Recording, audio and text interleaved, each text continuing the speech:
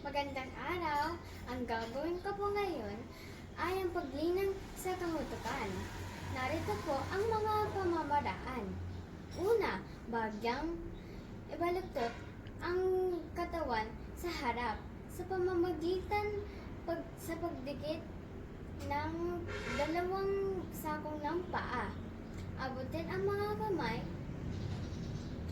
sa pagitan ng binti ang bukong-bukong o ankle.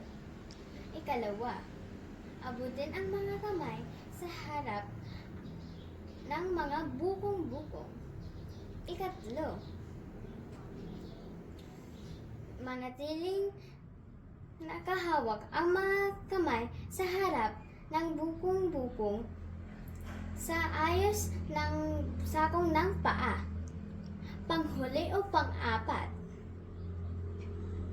manatiling sa posisyon sa loob ng 5 segundo.